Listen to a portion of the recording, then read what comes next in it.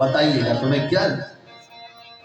तभी परम श्रद्धे श्री सुखदेव जी महाराज ने कहा, हे गुरुदेव, हे कृपा करके बताओ कि ये गृहस्थ इतना उत्तम क्यों कहा गया था। तो जनक जी ने कहा कि इसका दूसरा उपाय है गृहस्थी में सुखी रहने का, कि सर्वदा संतुष्ट रहो। जो मिला जैसा मिला बोलो उसी में संतुष्ट रहो। और अगर संतुष्ट नहीं रहोगे तो भी क्या होगा, दुखी रहने के अलावा कुछ होएगा ही नहीं। जैसा खसम मतलब पति, जैसा पति मिल गया वो तो मिल ही गया, अब बदलाव थोड़ी होगा उसमें उसमें बदलाव थोड़ी होगा। वो तो जैसा मिल गया, मेरा तो ऐसा ब्याह हो रहा था, ऐसा मिलता मुझे तो हीरो है। अरे जो मिल गया, जैसा मिल गया उसमें संतुष्ट रहना जिसने सीख लिया उसने अपने जीवन को सुखी बना लिया, और जो संतुष्ट नहीं है बोले वो अपने जीवन को दुखी कर लेता है। हाँ, स्त्री हो चाहे पुरुष। और अच्छा मैं आपसे पूछता हूं, जो प्रारब्ध जो भाग्य में हमारे लिखा है हमें वही मिलेगा। पहले से हमारी सारी व्यवस्थाएं भगवान ने बना करके भेज रखी है। देखो 3 चीजें हैं, जन्म लेने से पहले भगवान सबके लिए तैयार कर देता है। क्या? वित्त, आयु, कितना उसे धन मिलेगा, कितना वो कमाएगा, कितना उसकी प्राप्ति होगी और कितनी उसकी आयु होगी, कहाँ मरेगा, कहाँ कितने जीवन कितना समय इसका जीवन रहेगा, ये सब निश्चित है पहले से। किसके साथ विवाह करेगा, कौन इसका जीवन संगी बनेगा, सब पहले से निश्चित है ना। अब तो बॉलीवुड वाले भी कहने लगे कि जोड़ियां तो बनती है आसमानों में, है ना। हाँ, आसमानों में, यानी परमात्मा सबको बनाता है, सारी व्यवस्थाएं करता है। इसलिए संतुष्ट रहना सीखो मेरे भाई बहनों। देखो, अच्छा मैं पूछूं आपसे कि हमारे जन्म लेने से पहले हमारा कौन था और हमारे चले जाने के बाद हमारा कौन होगा? अब ये तो यहीं तक ही है इसकी यात्रा तो साथी यहीं तक ही है। और वो साथी कौन है जो पहले जन्म से पहले भी था और मरने के बाद भी हमारा साथी रहेगा? वो कौन है जिसका साथ कभी नहीं छूटेगा? अरे वो साथी इतना दयालु है कि जब हमारा माँ के पेट से जन्म हुआ था ना, हमारे जन्म लेने से 2 महीने पहले दूध नहीं था स्तन में, लेकिन जैसे ही हमने जन्म लिया तो तुरंत भगवान ने कृपा करके माँ के स्तनों में दूध पैदा कर दिया कि मैं संसार में इसे भेज रहा हूँ, ये भूखा ना मर जाए। कुछ खाएगा नहीं, दांत तो है नहीं, दांत तो थे नहीं। तो हमारे जन्म लेने से पहले हमारे पेट की व्यवस्था किसने की? बोलो, भगवान ने। अरे जब उसने इतना बड़ा इंतजाम कर दिया तो क्या हमारे जीवन का इंतजाम नहीं करेगा? क्या सब कुछ नहीं करेगा क्या? बोले हाँ जी। अब वो मालिक इतना दयालु है, इतना कृपालु है कि हमारे जन्म लेने से पहले माँ के स्तनों में दूध पैदा कर देता है। वो हमारी पालना करेगा, हमारे जीवन को चलाएगा।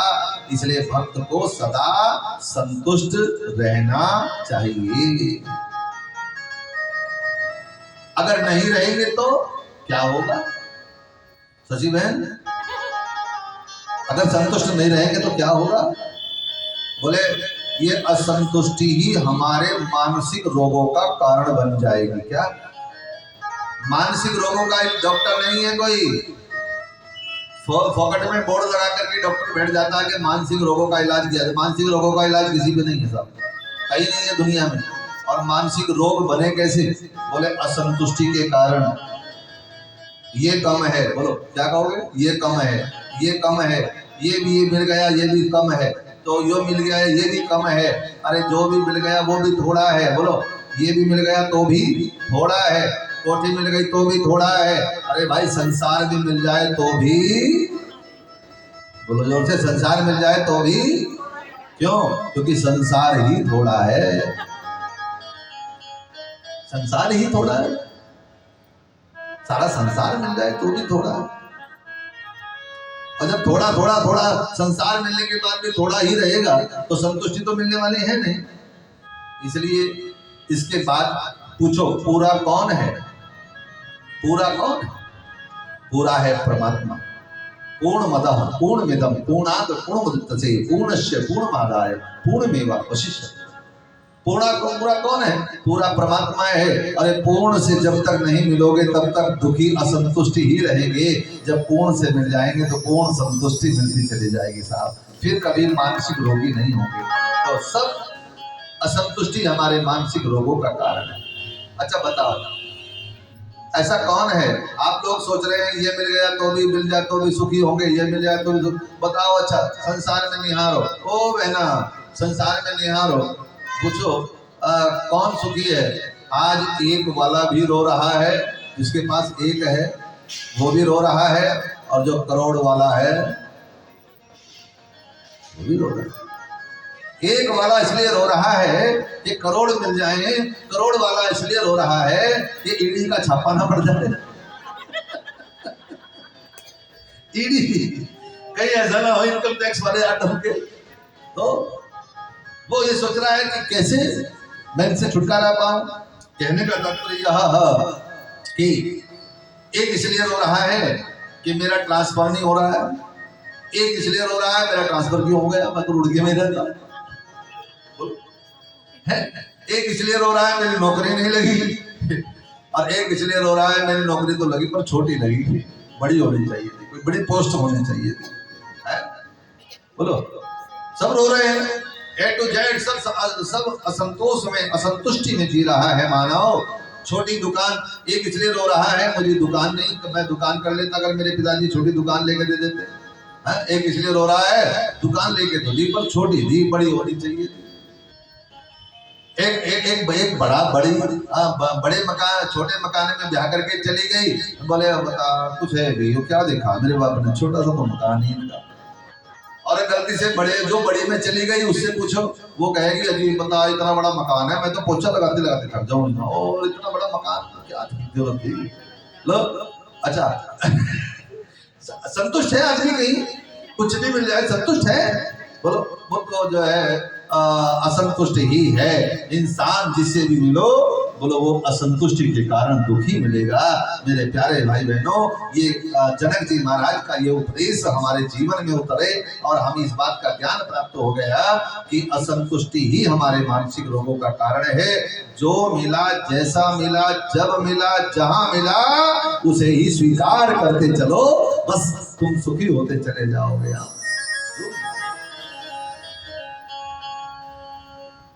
इसके लड़के के बिहार में दहेज में देख तो सही, माँ के गले का वो आया पेंडल, और हमारे वाले तो कुछ भी नहीं जाएगी, क्या आ जाएगी कुछ भी।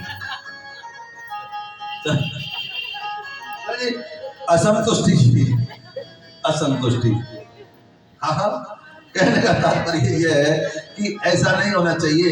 यहाँ एक लिखा है, शास्त्रों में कहा गया कि कौन सा धन पाना चाहते हो, कि गोधन, गज धन, बाज धन,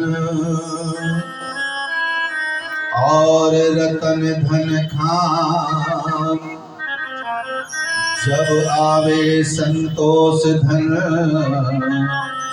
सुख सब धन धूल समान।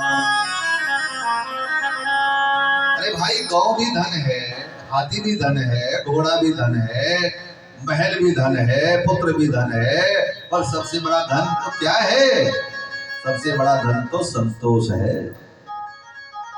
सबसे बड़ा धन, जब आवे संतोष धन, तो सब धन धूल समान।